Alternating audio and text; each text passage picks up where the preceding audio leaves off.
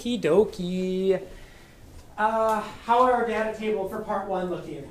This is my sample data. It probably looks a little different than yours because you did just the even dilutions, right? Okay. Does anybody have any questions about the actual molar concentration dilution mathematics? Here's what I'm expecting to see in your calculation section, which is right here. You guys see how seamless it was to move from my document camera to the computer? I'm so happy. Yes, I know. Now, in your calculation section, this was part one. My hope is that you have one sample calculation for anything that you actually calculated, whether it's by calculator or with your computer.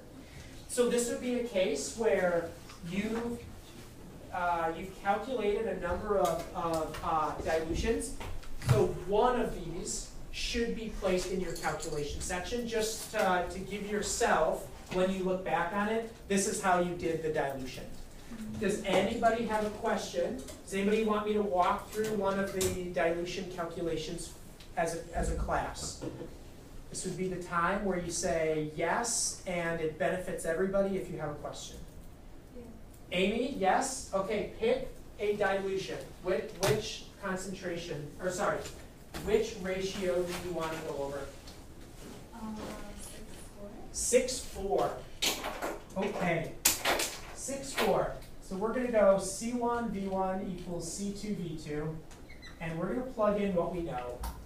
Okay, and what we know is that the concentration of the stock is 6 micromolar, and we know we're adding how many mils of it? Wait, you said you wanted to do the 6:4 ratio, right? Yeah. So that means we're adding 6 mils of the 6 micromolar. So that's going to be my V1. Okay, so that's going to give me a product of 36 micromoles times milliliter. And we're going to set that equal to the C2. And when we're doing the dilution, the C2 is what we want to know. So we're going to put that in as X. And we want a total volume of 6 plus 4. So we want a total volume of 10 mils. All right, so we solve this out. We have 10 milliliters times X. We divide, and we end up with X equaling 3.6, and our units are micromolars. So there could be one of your sample calculations. Okay, are there any questions that I can answer in regards to the dilutions? Everybody good? Amy, does that help? Yeah. Super. Okay, then let's move on. Let's take a look at column D. And let's just reason through if our data makes sense. As we're diluting from a 10 to 0 to 0 to 10, what does the physical appearance of the brilliant blue look like as we dilute it more and more? Okay, but yeah, it looks diluted. It becomes dark blue, or it starts dark blue and it becomes a lighter blue. Okay, so that would indicate that more light is passing through it as there's less particles in the actual solution. So our transmittance should increase, correct? And while your numbers might not be perfectly similar, but they should follow the same trend, correct? Yeah. Okay. Then column E, we just put them into decimal form. So that's pretty straightforward. Okay, column F, G, H, and I. Those are going to be equations that we can just click and drag. If you follow the video and you watch how to make equations in the function box, hopefully you learned something. That's kind of a skill that any time we're working in Google Sheets and collecting data, which is pretty much every single lab, this is a simple way to drop an equation in and save yourself a lot of time. Now, each one of those, columns F, G, H, and I, those are calculations. Therefore, I would like to see one example in your calculation section in your notebook.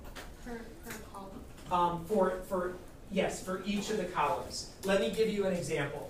If I'm showing a calculation for my inverse T, I would just I'd maybe put in a heading as this is my inverse T calculation, and my inverse T is 1 And if, let's say I'm doing the top row, it's going to be 1 divided by 0.18. And that's going to equal 5.56. So your calculations are just meant when you go back and you look at them, you say, oh, okay, yep. Because if you just look at a data table, the data table is just numbered. But your lab book is your actual work. So I just encourage you, it doesn't take long. It's a simple calculation for each, and it just informs you. Okay? Can I answer any questions about the data table itself? Those of you that watched the video, did we have any questions about anything that came off of the video up to this point? Or was it pretty okay? Okay, great. Then let's go ahead and let's scroll down and let's just take a look at our graphs. Now, part 1. What are we trying to do? What do we want to know in part 1? Don't all jump out at once or anything. What do we want to do? By the end of part 1, what do we want to accomplish? The relationship between the concentration of solution and the amount of light transmitted. Okay, so we want to develop a mathematical relationship between T, which is concentration, and T, which is transmittance, and C, which is concentration. Now, the way that we're going to do that is by analyzing our graphs and looking for the graph that shows the best positive correlation. So we're looking for a positive graph that has an R² value closest to 1. So let me just take this down quick since we've got that all set. And let's take a look at just a first sample graph. Let's jump to, go to your inverse T versus concentration graph. Go ahead and just pull that up. Okay, now what we want to specifically look at is this value here. Okay, this value here, this is the R² correlation, and what it tells us is the degree to which the X and the Y are correlated. Now clearly we can see that if this is a straight line, we are not extremely correlated in this case, as the decimal tells us. If we were perfectly correlated, what would our R² be? Our R² should be 1. So what we're looking for is the R² with the highest value closest to 1 with a positive slope. That's what we're shooting for. So take a look at your inverse T. Take a look at your 10 to the power of T. And this one is even less correlated. A student yesterday asked this. They said, well, I put in a different trend line, and it was like exponential. And I said, that's okay. The fact that the points match an exponential trend line tells you that it's not linear. Does that make sense? So the fact that it fits something else completely, that was his way of understanding that it wasn't linear. Okay, take a look at log T. Okay, this trend is not bad, 0.970, but it's negative. We're looking for a positive correlation or a positive trend. And take a look at our last one. It's a positive trend. And look at our correlation here. Now this is mine. What are our correlations for negative log T? Can we share them out? 1. 0.997? 0.993? 1. 1. Okay, pretty near, you know, we don't use the P word in here, right? It's good, right? 1 is good. What else? 0.999. Excellent. So we have a strong correlation between negative log transmittance and concentration.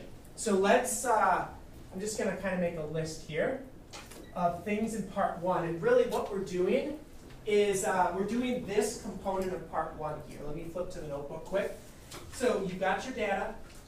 You've got calculations, and you're going to be working on those. What we're really doing here is we're determining what we're really taking out of part 1. So these are sort of our conclusions and our outcomes. So we want to identify our relationship and identify an equation, and then we're going to talk a little bit about these two aspects. So, and everything I'm just going to put in that little side board over there, and my suggestion would be whenever you feel like you need to write down, feel free to write down. Once we kind of wrap up section 1, I'll give you a couple minutes to just jot in some notes, or you can type in whatever you want. It's totally up to you. All right, so we come back here. Here's our graph, negative log T. So the relationship that looks like it is the best description of the relationship of these two would be negative log t and concentration. So let's start with that. So negative log t equal concentration. So that's the graph we're going to focus on. Now, this component is what you found. Okay, and we've got 1, 2, 3, 4, we've got 5 groups that all agree this is the best fit line for what we're looking for. Okay, so that's what you found. Now, this is what I'm going to give you. I'm going to tell you that the relationship of transmittance and absorbance follows this pattern. Okay, so if negative log t is equal to concentration, negative log t is also equal to absorbance. So they're proportional. So what conclusion can we make? So Disha says concentration is equal to absorbance. Would people agree with that statement Disha made? If this is true and this is true, then this is true? So if this and this, then this. Would people agree? Totally. Yeah. So what we've done is we've developed a really, really important relationship here. And the reason that we spent a lot of time on part 1 is because this relationship allows us to answer the question in part 3. And the part 3 question was, how much copper is in brass? Well, we have to know this relationship first, because we're measuring absorbances in part 3, and we're plotting concentrations. So if I were to take this relationship and I were to graph it, what would this relationship look like? What would it look like on a graph? It'd be positive. It would go through the origin, right? And it would go like this. Yes? Awesome. And the slope-intercept, we could describe this as y equals mx plus b. Right? Okay? This is what we changed. So what were we changing of these two variables? Which one did we change? Okay, so concentration would be down here, and our absorbance would be here. So this is really important because it says that whenever we change a concentration, there is an equal change in our absorbance. So if we know that, now we can measure an unknown, like that copper solution we made, and we can figure out what its concentration is. And then a little bit of math gets us to our final investigation question. This is really important, this relationship. We're going to give it a name. Okay? This curve relates to what's referred to as the Beer-Lambert law. So what the Beer-Lambert law says is this. It says that a substance's concentration is proportional to the absorbance of light that is passed through it. So in common language, the more concentrated a solution gets, the more solution, or the more light that substance will absorb, and it's a proportionality. Give you a moment to let that sink in.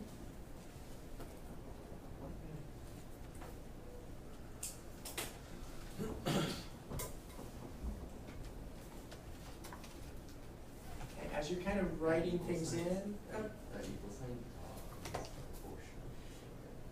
Yeah, so basically, if we have two variables, we would say that they're proportional. And if we want to turn a proportionality into an equality, we would add a constant to it, is what we would do. So we, in part 3, when we go over the part 3 takeaways, we're going to take the concentration equals absorbance, and we're going to put it into an equality. So if it makes more sense at this point as a proportionality, that's perfectly fine.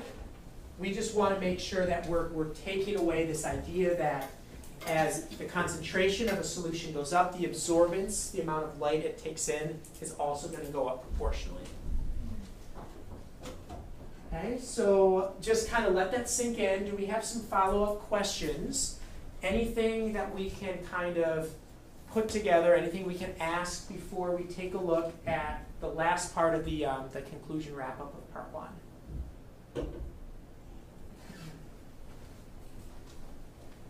feeling okay so far?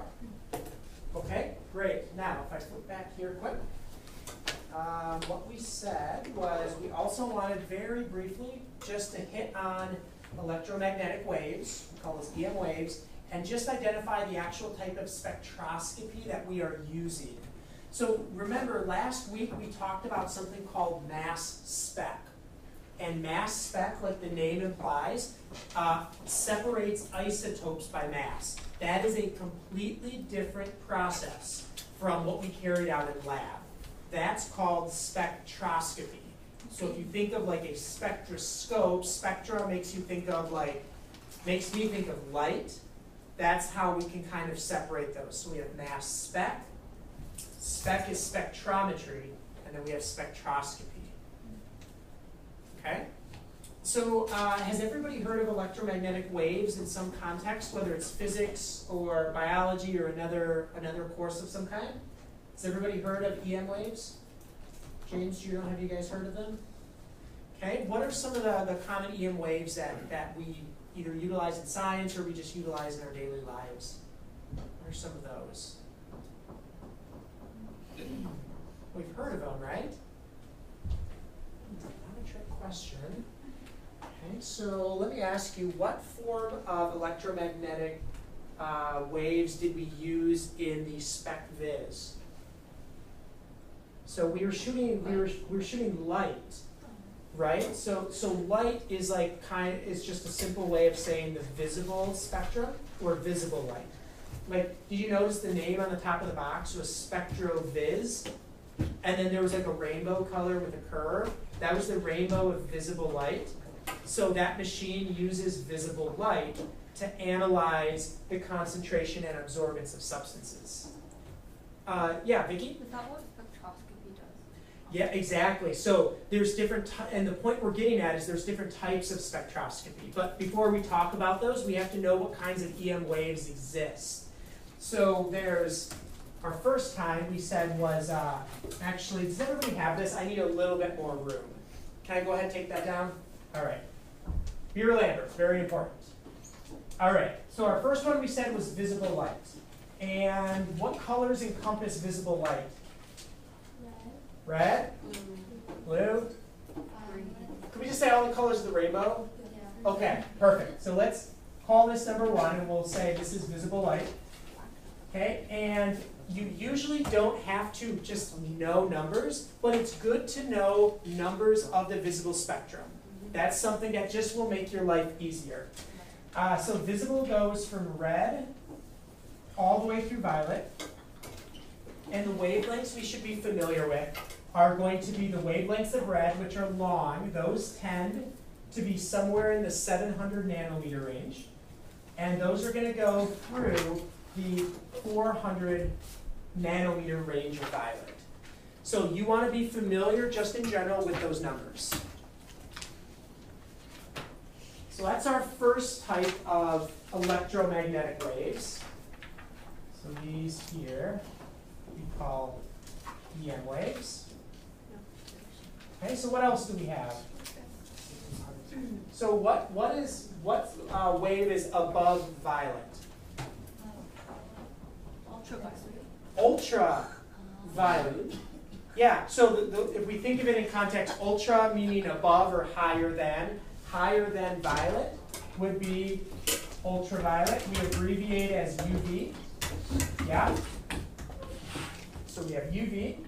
Okay, so if these are above violet, that means their wavelengths are going to be smaller than violet wavelengths. So they're going to be really, really high energy, but very small waves. So we could say these are smaller than 400.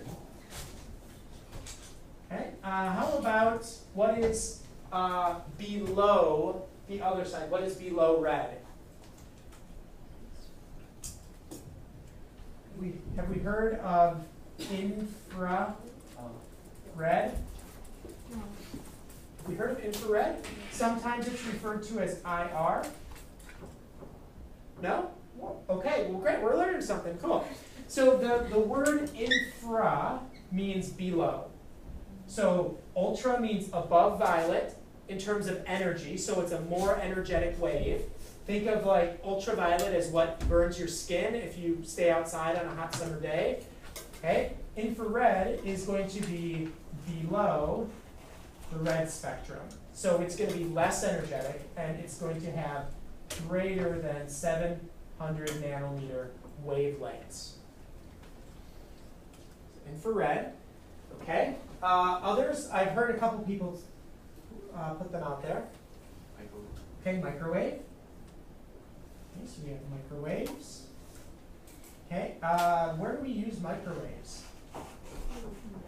Okay, yeah, food in order to, the microwave, its wavelength matches that of the bond length of water, and it causes, it can very easily cause water to begin to shake, add kinetic energy, get hot. So that's hot, makes your food hot. Okay, microwaves are also used in your phones as well, so communication. What else? What about another form of communication? Say again?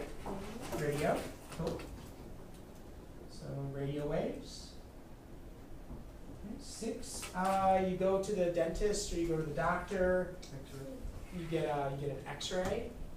Okay, so those are electromagnetic radiation or electromagnetic waves, X-rays. Would we imagine these are high energy or low energy X-rays? So usually we associate high energy, to humans, we associate high energy as dangerous. So when you go and you have an X-ray, typically if you're at the dentist, they usually put sort of this big vest. People know what I'm talking, the big heavy vest when they take an X-ray of your mouth. That's filled with lead, and lead absorbs the X-rays that are being put in your body. So X-rays, high energy. How about radio waves? Do you think those are relatively high or low energy? So radio waves are like what operate your cell phone. So you got your cell phone by your face like a lot of the day or right in front of your face. So would we expect them to be extremely high energy? Probably not. They're going to be they tend to be on the low side. So we have high,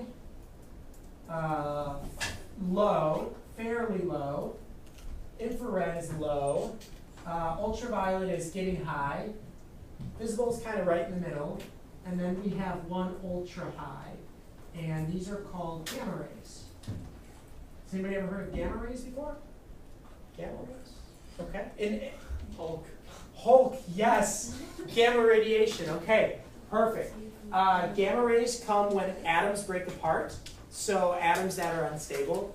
Also from deep space objects. So if you've ever heard of deep space objects like pulsars or quasars, those are essentially stars that are rotating, that are at the end of their life and are rotating really fast, giving off these huge bursts of energy, like billions of kilometers away, or probably light years actually.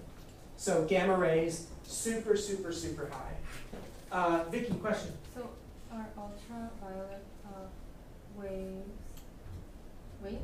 Yeah, you could either call them ultraviolet rays or ultraviolet rays. Rays, waves, or even energy. Is it higher than? Is it higher than? Is it high or low? Yeah, so relatively. So if we put them in order, radio would be the lowest. And then, so these waves they tend to be really, really long, like hundreds of meters long, kilometers long. So that's like what, 10 to the power 3, 10 to the power 4 in terms of length in meters. Then we have microwaves. Then we have infrared, below red, right? Then we have visible. Then we have ultraviolet. Then we have X-rays. Then we have gamma rays. So that's the order going from low energy up to high energy. And when you get to ultraviolet, that is where it starts to damage human tissue, sunburns, and beyond. Cool. So what kind of spectroscopy did we use in our investigation on Monday? We used visible light spectroscopy. That's specifically what we were using. If we used infrared, we would call it infrared spectroscopy. If we used microwaves, it would be a form of microwave spectroscopy. Later in Unit 1, we're going to talk about the use of X-rays and ultraviolet.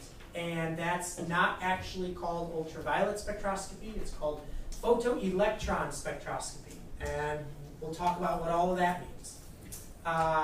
So that kind of gives us our wrap-up of part 1.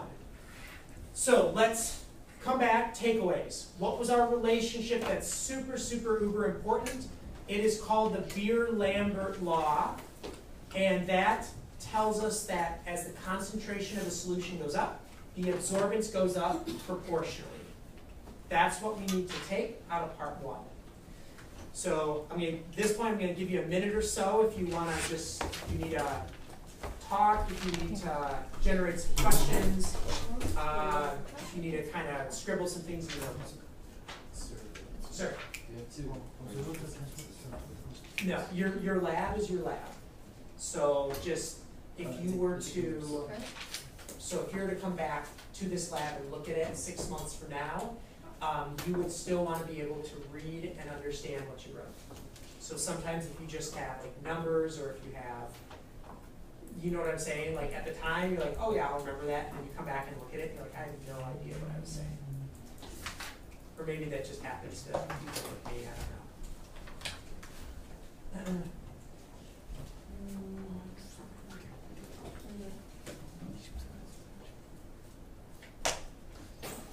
Cool. Do I need to give you more time on part 1, or are people fairly good? Okay. If you want to engage, there's 3 follow-up questions. These are not required, the post-lab, but they're just practice on dilution and spectroscopy-based problems. So my suggestion is always do what I'm recommending, but you can use your discretion on that. Can we take a look at part 2? Are we in good shape? Okay. Now, did everybody fill in the group part 2? Let's look, see. Here's our data. So who did copper nitrate? Perfect. Who did copper sulfate? Great. Who did zinc nitrate? Okay, no worries. Okay. So, We did zinc nitrate. It's the mystery numbers. Somebody did it. The numbers are there. Life is good. This is our shared data table. We did it. We good? Which group didn't do it? Oh, okay. The percent T, it isn't as big of a deal, because what we want to look at is the absorption patterns of these 3. So before we jump in, we want to come back to the color wheel and just make sure that we understand what the color wheel is telling us. So here's the color wheel. Everybody read the numbers. Peter, can you see those in the back? Okay. So here's the general principle behind how we interpret the color wheel. Take a look at our reds. Remember, this is all visible spectrum. So our reds we recognize as slightly longer wavelengths than oranges and yellows, topping out right around 700. We go all the way around, then we've got our high energy or higher energy violet waves with shorter wavelengths. Now, if we think about a solution, or we think about anything that we look at, what we see is reflected light. Okay, what we see is reflected light. And when we talk about a complement to a color, what it means on a color wheel is the color that is 180 degrees across from it. So for example, if we're investigating copper 2 nitrate, which was, you guys? Who did copper 2 nitrate? Okay, the appearance of copper 2 nitrate was what color? It was blue. Okay, at this point, we all should know that copper 2 nitrate is blue, because we've talked about it like 10 times. So what that tells us is that the blue light is being reflected to our eyeballs, and the complement to blue is 180 degrees across the color wheel. And in general, this is where we find the maximum absorbance. So these wavelengths are being pulled in and absorbed. Everything else is being reflected back out, with us primarily seeing this blue color. So what we want to do is we want to verify that and construct what the graph would look like for part 2. So part 2, the aim was like, what ions are doing the absorbing? So we looked at zinc, we looked at iron, and we looked at copper. So going off of that, if we look to our copper 2 nitrate here, and we just plug this in and we do a real quick graph, what we should see is exactly what we just described. Now, graph-wise, if you do one of these nice curvy graphs, you're going to see that it comes out kind of like this. Now, we don't have axes, but this is going to be our wavelengths going from small to big, and this is going to be our absorbance. So where do we find our max absorbance for copper nitrate? Short wavelengths or long wavelengths? Okay, so remember, think of this is like 400, 500, 600, 700. So we have maximum absorbance here. Now, what colors correspond to 700? Red corresponds. So we're absorbing the reds and the oranges, and what do we see? We see the blues. Okay, now we could verify that as well with the copper sulfate. So that was our copper nitrate. Who did the sulfate? Okay. So if we take a look here, this one is? Okay, no worries. Let's just take a look, see. Whoa, great, that is a little weird. This looks okay. Those two don't look okay. All right, no worries because Mr. Vogt to the rescue. Okay, here is some additional copper sulfate data. Okay, and all we're doing, we're just looking at this just for discussion purposes, really. All right, so chart and okay, a little bit better. Yeah. Wait. Whoa. Thank you. You flatter me. So now, do they have approximately the same absorbance in the same wavelength area? Yes. Absolutely.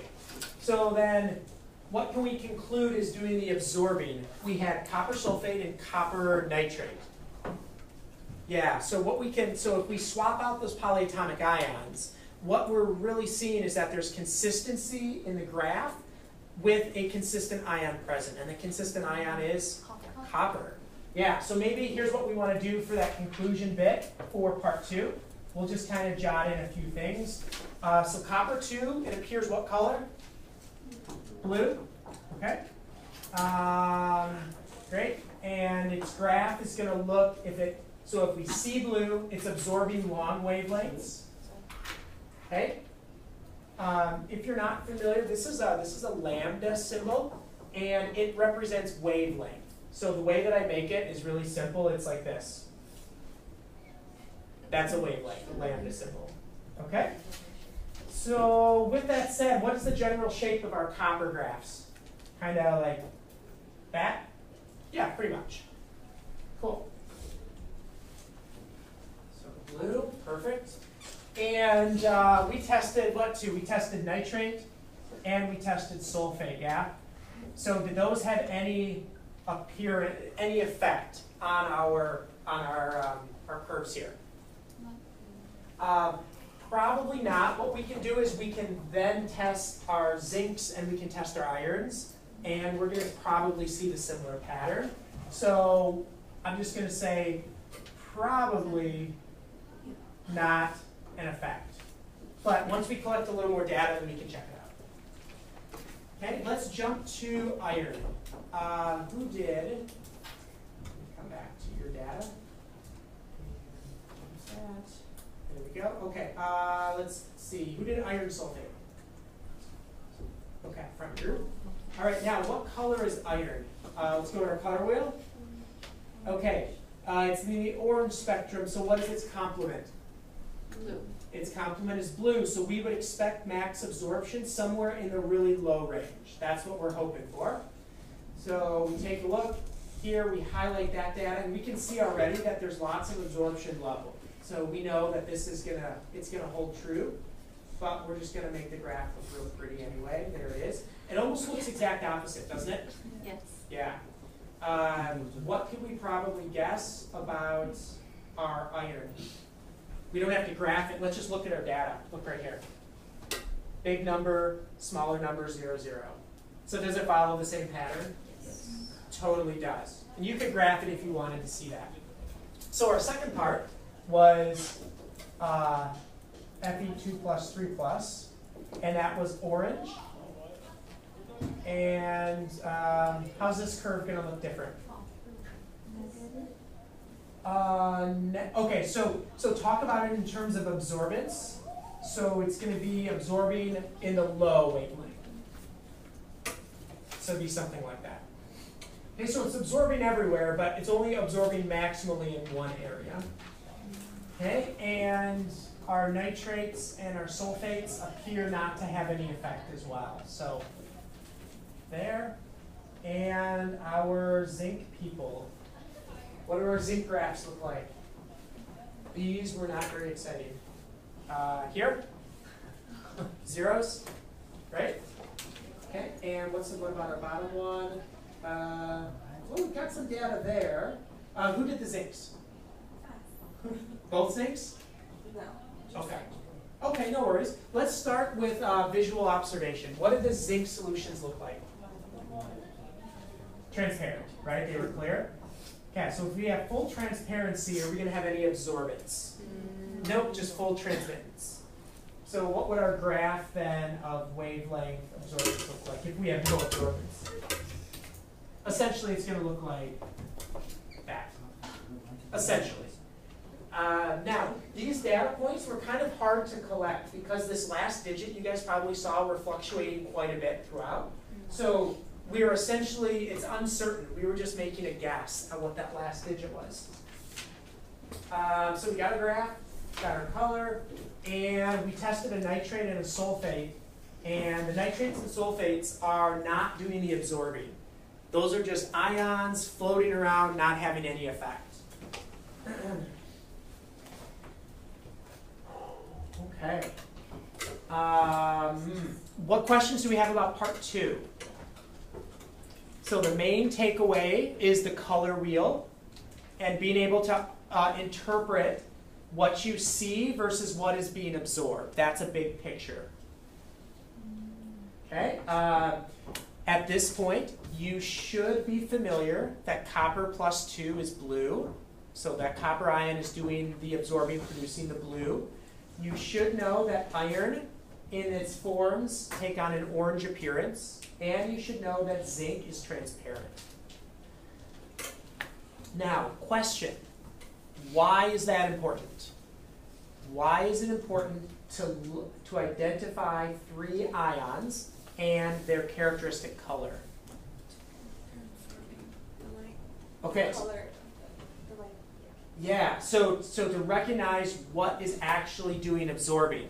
Now remember, part 1 leads into part 2, and part 2 leads into part 3. So what is our goal in part 3? Determine the mass of copper in a sample of brass by visible light spectroscopy. So brass is made up of what 2 substances? Zinc and copper, and we're using light, right? So what color will these zinc ions be? Transparent. Will the spec viz be able to pick up the concentrations of these if it's transparent? No. Can they pick up the blue color of copper 2? Of course. Of course. Now, Eric, what would happen if brass's composition was actually iron 3+? Then it would be mixed with orange and blue. It would be mixed with orange and blue. We'd have a new color, new wavelengths, and we wouldn't be able to use visible light spectroscopy. So part 2, the important part that we're taking away is that zinc has no visible absorption. Therefore, when we use the spec viz, what's doing all the absorbing? The copper is doing all the absorbing, not the zinc. So I'm going to give you a minute to process that and do whatever you need to do. If you want to make some notes, ask some questions, anything like that. So I'll give you a minute.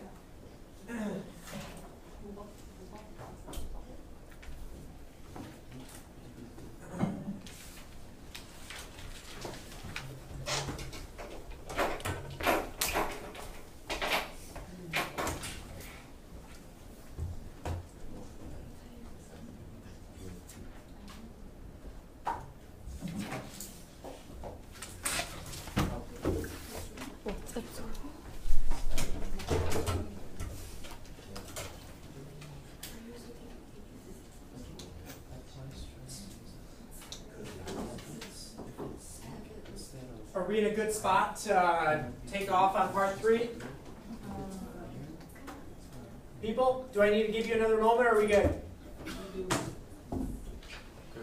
Oh, okay, thumbs up? Hey, okay, great. Now, part 3, this is what we really care about, because this is how we answer the investigation question. So we're going to do the same thing. I'm going to go ahead and take all this down. Everybody has what they need, yes? Yes. Okay, we're going to go ahead and do that. And let's go ahead on your computer, pull up your data for part 3. And what we want to first look at is is the actual data itself, not necessarily the graph quite yet. Just look at the data. Okay, in our data, okay, does our data appear at first sight to follow the Beer-Lambert relationship? Yes. Eric says yes. Amy says yes. So what does that mean? If I say your data follows the Beer-Lambert relationship, what are you, if you're saying yes, what are you saying yes to?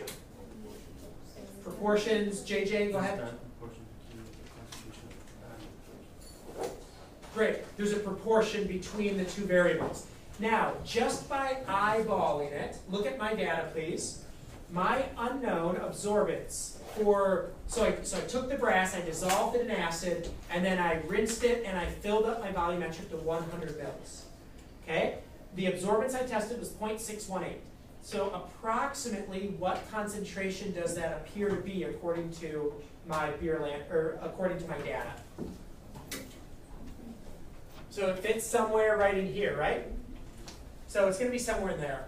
So at first look, it tells us it's going to be about 0.15. So then we all made graphs, right? All right, let's take a look at your graphs. Take a look at your graphs and make sure you've got a trend line plugged in, and take a look at your correlation coefficient, your R squared. Whoa. Mine says 1, but it's not 100% perfect. Right? Because we don't use that word in here. Right? Yes. It's getting there. Let's say that. What are our R squares, people? 0.97? 0.971? 999, okay. You're right there, great. 99, okay. Or did I get everybody? Okay. Say it again? 0.80. Okay, so you have points above and below your trend line, right? Okay, we're going to talk about that momentarily. Ladies, how about you in the front? 0.933. No. Okay, 0.933, so you have points that are not on your trend line either. Yeah. Okay? Okay. Okay, so varying degrees of correlation. Varying degrees. Now, here's what I want you to consider. Take this point. Okay? Take this point. And imagine for a minute that this point was up here. So it doesn't fit the trend line. Okay, but a lot of you have points that are above or below, right? What does that tell you about the manner in which you made your dilutions? So if this were actually up here, what is it telling me about my absorbance of this solution that I made? Didn't dilute it enough. Okay, I didn't dilute it enough because it's more concentrated than what it should be. So how could I, what would a mistake look like? Remember, we want to get away from the idea of saying, oh, there's an error. But be specific. If my data point is here, what would I have specifically done that could have caused that point to be up there? Maybe after you added the water, you didn't mix it. Okay, so I had sort of that layer of water with, so the beam of light didn't have a uniform path to go through. Okay, but it must have went through the copper nitrate, not the water, is what you're saying. Okay.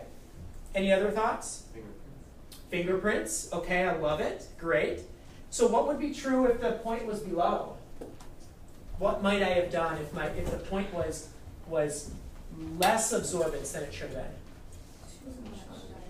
too much. So remember how we talked about if you're going to use the same cuvette and you're pouring from one to the next, if you have some water in there and you pour your solution in and it touches that water, it dilutes, right? So that is a possibility. If you were making a 0.2 from a 0.4, maybe your proportion was incorrect. But if you would say my proportion's incorrect, you'd want to be specific. So which proportion was too high to which one was too low.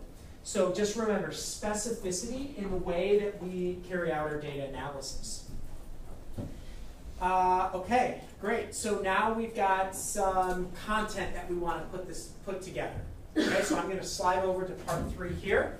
And you may want to jot some of this down. What we're going to do is take what we know and we're going to learn a little bit new stuff, put it in context of your Lambert. Yeah, no, go ahead. Oh, it's okay.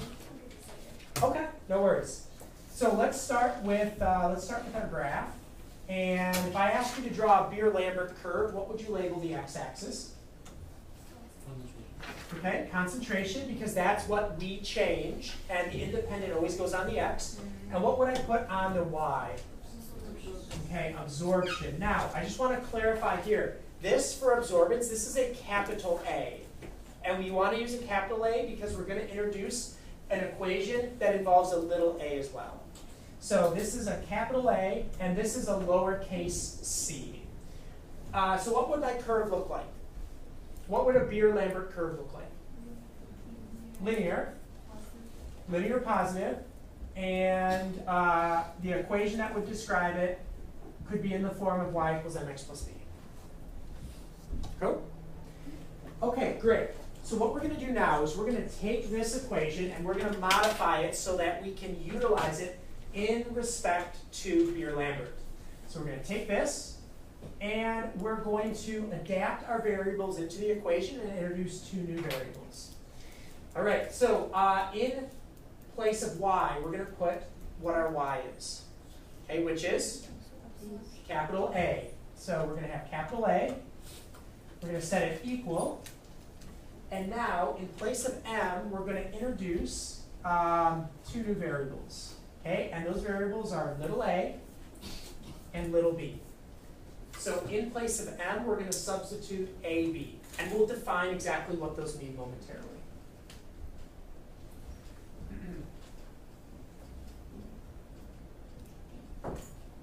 Okay, and then what is our what is on our x-axis? C, which is concentration. Okay. And we have this little plus b hanging out. What did we say? In a y equals mx plus b, what is b?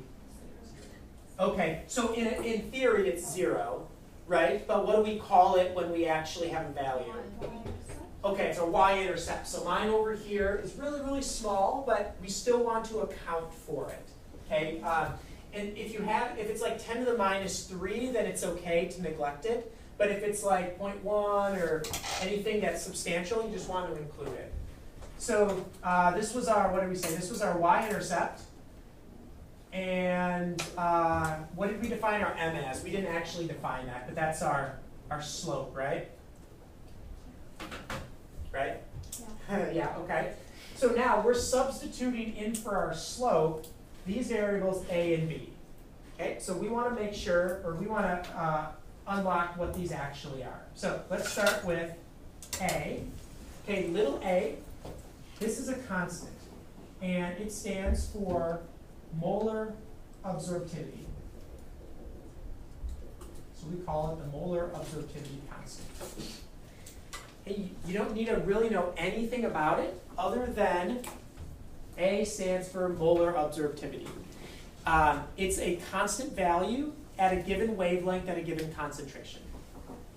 That's all the more that we need to know about that. Okay, and we know what capital A is. And then the second part that we just want to introduce is what B represents. And B represents what is known as the path length.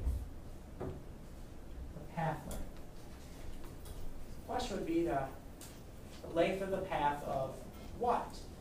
And what we come back to is the instrument that we used in order to measure the absorbance of our solution.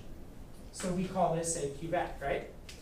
Okay, and so we fill up the cuvette, and it has whatever in it, copper, iron, or zinc. And then what we do in our spec is we shoot a beam of light through it. And the light absorbs, or gets absorbed by the particles in the solution. The more particles, the more absorbing. And there's a sensor on the other side that picks up the light that comes out the other end. So that's how it develops a ratio of transmittance to absorption. But back to the main point, the path length is the distance that the light beam has to go. And that distance is standard on all cuvettes that we use at 1 centimeter. So it's a really simple value to use that makes our calculations for concentration and absorbance that much easier. Okay, now a little bit more about our factors. Okay, so what we're doing is we're taking y equals mx plus b, or our slope-intercept form, and we're adapting it into an equation that we can use via our graph, as a equals abc. Now, big A stands for absorbance, and that's the value we have on the y-axis. This value of absorbance, this is known to be unitless. So when we report an absorbance, we don't report it with any value attached to the end of it. You know, like concentration is molarity or moles per liter. Absorbance is unitless. Now, what are our units for concentration? Molarity, or break it down, moles over liters. Okay? And our units for path length are centimeters. So we have a unitless dimension over here. We have moles per liter here and centimeters here. So the question would be, what are our units for little a, which is our molar absorptivity? So it would have to be, whatever a is, it would have to be the inverse of the product of b and c. So if we were to multiply b and c, we would have moles times centimeters over liters. Everybody with me there? So that's BC. And A then must be liters over moles centimeters. And when we multiply those, we end up with A, capital A, which is our unitless dimension for absorbance. Eric, what's up? In chem, do we use standard units or For what? like for measurements, like standard unit for standard unit would be like meters? Okay, it case by case basis. So when we're talking specifically about Beer-Lambert, the units typically are centimeters. We wouldn't convert them. When we're talking about visible light in a mathematical calculation, it would be nanometers. If we're talking about, so I guess in short, to answer your question, is there isn't necessarily a standard. It's whatever the question asks you to put it into. Okay? Yes, ma'am. So is the y-intercept also unitless? So the y-intercept would be, so we're assuming that that's in most cases going to be in the A equals ABC. We're assuming that's a theoretical equation. So we're assuming that there isn't going to be a y-intercept. So we don't necessarily have to concern ourselves with the unit of y-intercept. All right, so let's solve out and come up with an answer. Let's do it. So let's solve it out. How are we going to do it? We're going to take our equation that we have up here, and we're going to plug in what we know. So I'm going to pop this up just a little bit. And what you want to do is go back to your data page and pull up this value right here. Pull up your unknown absorbance. That's where we're going to start. Okay. So here's how we want to conceptualize our mathematics. I know this is a little bit small, okay, but this is our y equals mx plus b, okay, or y equals abc. Okay, y equals mx plus b and a equals abc are synonymous now. Our A is our absorbance. That's our unknown, okay, that we pulled from our last page. Our AB, that's the product of our path length and our molar absorptivity constant. That's going to be your slope. And concentration is what we want to know, right? We have to figure out what our concentration is for our absorbance. So for me, I would plug in, and this is going to go in your calculation section in your notebook. My absorbance was 0.618. So that's my A or my Y, whichever one you wanted to call it.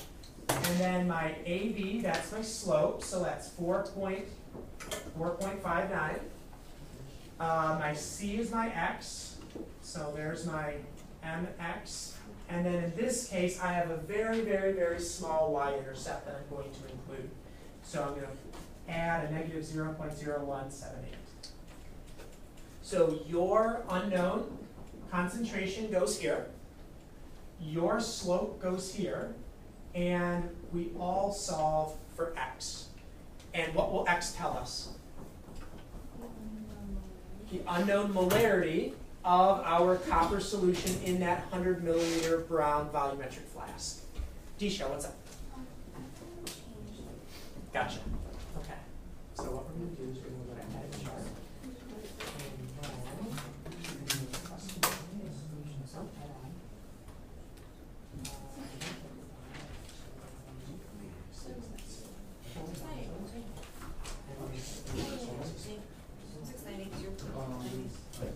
Perfect. And then you're going to want this, if you go to series,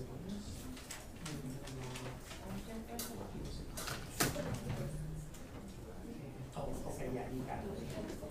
So there is your yeah, because that. Oh, okay, go to your actual sheet, your Google sheet. Versus absorbance. Can I you just did here?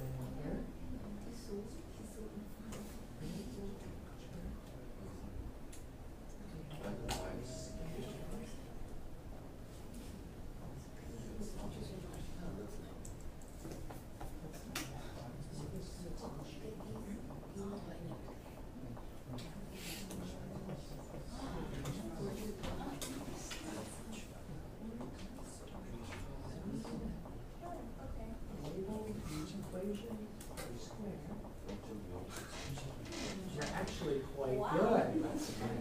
Okay. All good? So you kind of saw the sequence that I did. Sometimes, if your graph isn't cooperating, just delete it and then just regraph it. And for whatever reason, I found sometimes you just start over. Look at your correlation.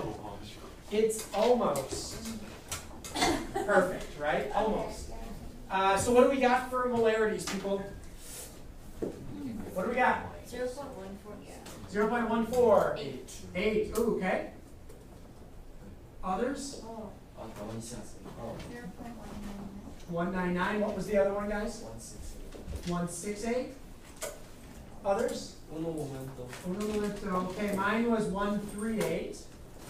So those are pretty close, right? For our first lab, doing some real chemistry. Yeah, that's pretty good. 155. Do I have one more group I'm waiting for? Or two more groups? No.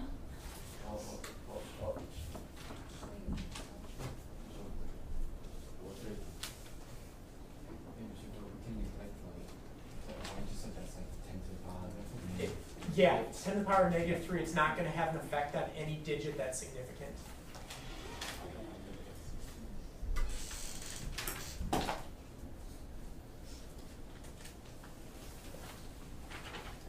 Others, don't we have two more groups that should have data? We should go. Yeah. Do that portion, do you just print out the So yeah, you can print out, just make a little graph and just attach like that little teeny tiny data table next to it. Sorry? Eric, do you need a hand or do you? What did you get?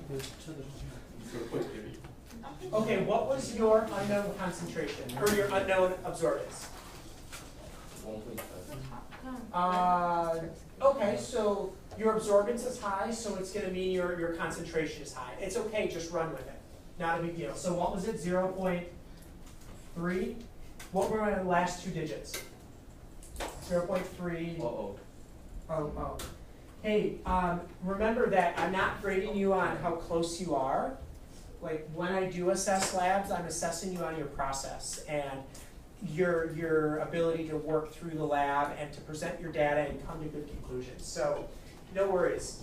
Okay, what are my units of all of these? Molarity, capital M. So let's now finish this off. Okay, we want to find the percent copper in our grass sample. This only tells us the number of moles per liter that we have. So I'm going to take my values, you're going to work with your specific value. And let's start by expanding our molarity units and writing them as moles for every liter. So go ahead and do that with yours. And the first thing we need to do is we need to figure out how many moles are actually in your 100 milliliter volumetric flask. This tells us there's this many moles for every 1 liter. But in your volumetric, you had 100 mils. So we are going to multiply by 0.1 liters. Is everybody with me on that part? So we should have 1/10 of the number of total moles based upon our calibration curve. All right. So my value becomes 0.0138 moles. And that's moles of what ion? Copper plus 2. Right? All right, now what do we want the actual mass of, though? We want the actual mass of copper. We don't want the mass of copper 2 ions. So every time that we get a copper 2 ion, it comes directly from 1 copper atom. So when we took the brass, we dumped the brass into acid, and the acid acted in a reduction oxidation fashion. What that means is the copper metal was oxidized, it lost electrons, and it became a copper ion. So for every 1 copper, we have 1 copper ion. And so the way that we set this up is we show that that's called a stoichiometric ratio. So the way we're going to set up our next proportion looks like this. For every 1 mole of copper 2 ion present, there is 1 mole of copper solid. And I know this is just a 1-to-1 ratio, but showing this is showing that you understand that we're not talking about ions, but instead we're talking about solid elemental copper. Now our units reduce, and we're left with moles of copper. Now we want to go into grams of copper, right? Yeah, so what do we have to use? Molar mass, right? Okay, so let's follow our units. So for every 1 mole of copper, there is 63.55 grams of copper. So see how many grams of copper were in that volumetric flask. And theoretically, we should be somewhere between about 0.7 and 1.1 grams. Theoretically. Theoretically. 0.7 and 1.1? Where are you at? 0.98. Yeah, 0. Okay, so right around a gram for you guys. Great. Yes. No worries. It's all good. Wait, what's the range? Well, just theoretically, it's like 0.7 to 1.1. JJ, Vicky, how are we doing? Good, 0.941? That's right in the range. Yep. Rachel, how are we doing? Higher, right? You were higher because your concentration was higher, right? So follow the logic. If you have a higher concentration, you have more moles. And then with more moles per gram, you have more grams, correct? Okay, so what were our values we got? Yep, sound off, let's go. 1.26, okay, next group. 1.068. 1.068. Next group. 0.941. Okay, next group. 0.95. Cool, next group. Are we still working? Michael, Esther, did we? Way high. What's that? Way too high. Okay, just, yeah, what is it? 2.4. Okay, so your absorbance here was really high, wasn't it? Okay, it's all good, right? So, Eric, did I get yours already? Oh, what should we say? 1.9. Okay. Well, you see, I mean, it's not that high. Hey, it's okay. What did I tell you about labs? We make mistakes, and then we learn from the mistakes. So I guarantee you, if I asked you to do this lab again next class period, which I'm not going to do, but if I did, would you be confident in what you were doing? Heck yeah, and I bet you could just like crank it out like no other. So that means you're learning, and this process, what we're doing right now, is really, really important. See ya. Yeah, so quiz next time, cool? Yeah. Yep, just read this guy again. Okay.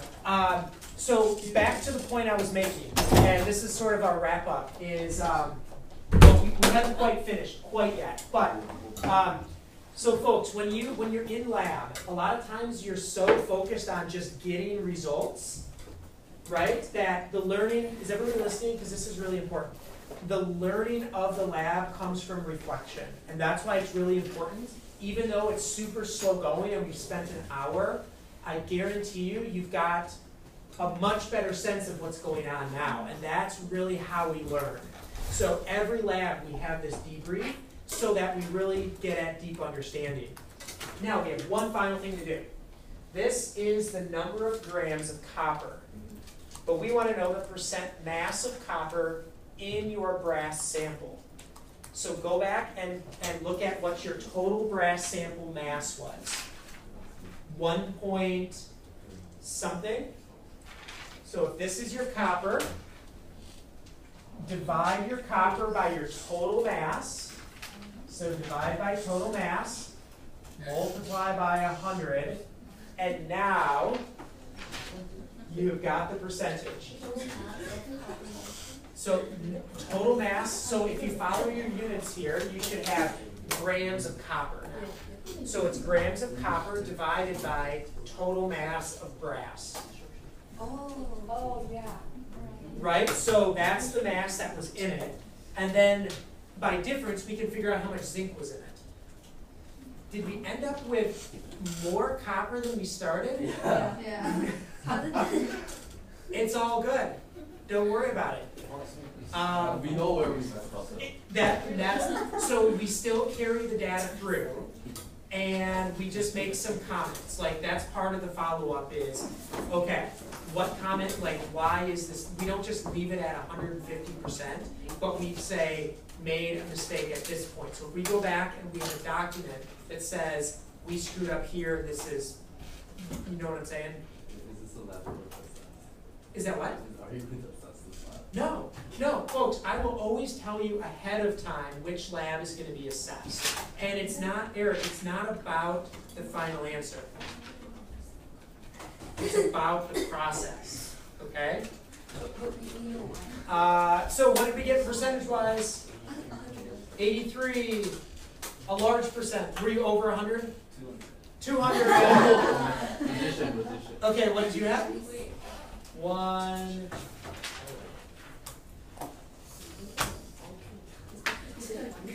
Vicky, what was your percentage? 73. 75. Say it again? 101. Okay. All right. On average, brass is made up of 70 to 80% copper by mass.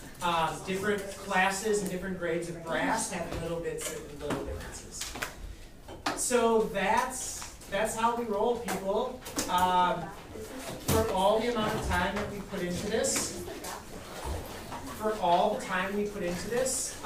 just want to make sure that we're understanding what's going on. So, you know, this is where like we start to get into stuff we've never done before. So you just have to utilize your autonomous times if you really need some help. Okay. Can I show you one more thing just that will help aid in your review as you study for your quiz? Okay. Let me show you one more thing.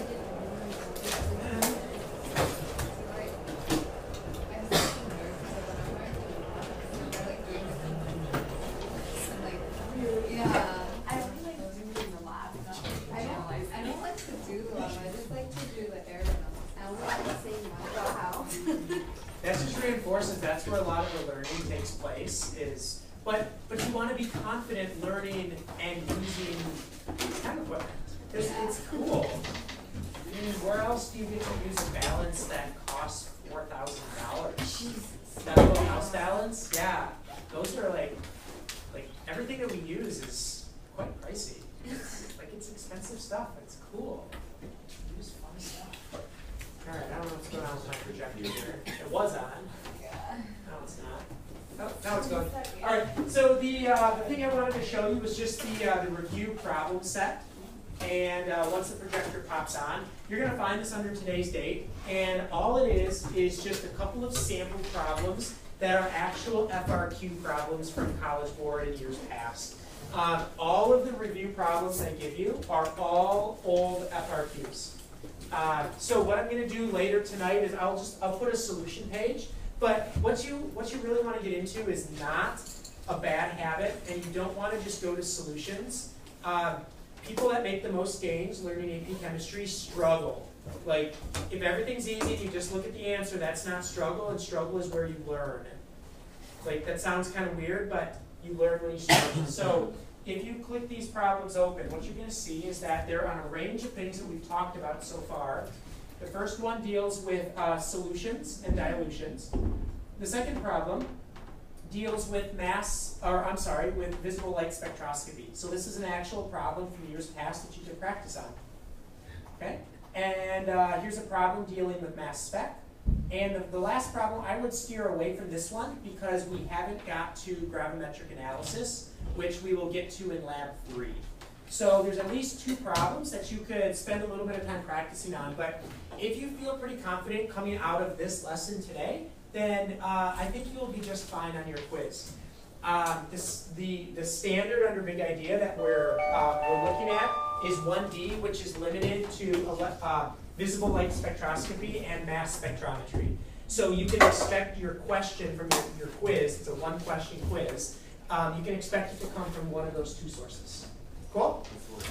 Visible light or mass spec? Not With many things we did before. No. So you remember that's just to kind of get you caught back up to speed. You're never going to have to write a formula in this class. You're just going to have to know how to work with it. Yep.